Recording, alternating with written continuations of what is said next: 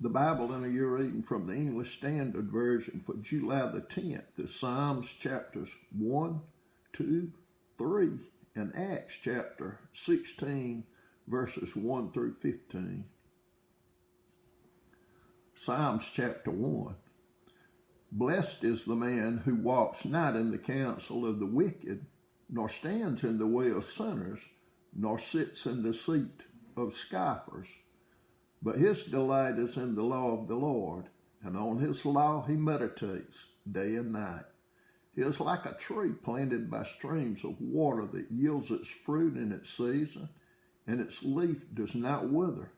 In all that he does, he prospers. The wicked are not so, but are like chaff that the wind drives away.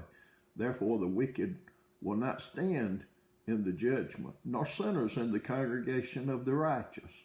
For the Lord knows the way of the righteous, but the way of the wicked will perish. Psalms chapter 2. Why do the nations rage and the peoples plot in vain?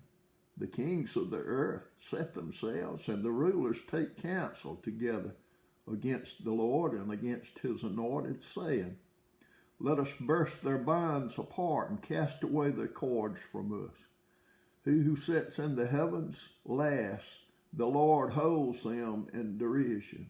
Then he will speak to them in his wrath and terrify them in his fury, saying, As for me, I have set my king on Zion, my holy hill. I will tell of the decree.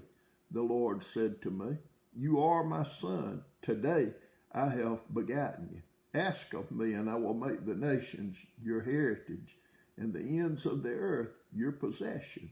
You shall break them with a rod of iron, and dash them in pieces like a potter's vessel. Now therefore, O kings, be wise, be warned, O rulers of the earth. Serve the Lord with fear, and rejoice with trembling. Kiss the Son, lest he be angry, and you perish in the way, for his wrath is quickly kindled. Blessed are all who take refuge in him. Psalms chapter 3. O Lord, how many are my foes? Many are rising against me. Many are saying of my soul, There is no salvation for him in God, Salah. But you, O Lord, are a shield about me, my glory, and the lifter of my head.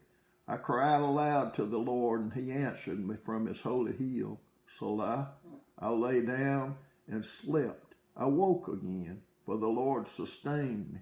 I will not be afraid of many thousands of people who have set themselves against me all around. Arise, O Lord, save me, O my God, for you strike all my enemies on the cheek. You break the teeth of the wicked. Salvation belongs to the Lord. Your blessing be on your people. Salah. Acts chapter 16, verses 1 through 15. Paul came also to Derbe and to Lystra. A disciple was there named Timothy, the son of a Jewish woman who was a believer, but his father was a Greek. He was well spoken of by the brothers at Lystra and Iconium. Paul wanted Timothy to accompany him, and he took him and circumcised him because of the Jews who were in those places, for they all knew that his father was a Greek. As they went on their way through the cities, they delivered to them for observance the decisions that had been reached by the apostles and the elders who were in Jerusalem. So the churches were strengthened in the faith, and they increased in numbers daily. And they went through the region of Phrygia and Galatia, having been forbidden by the Holy Spirit to speak the word in Asia.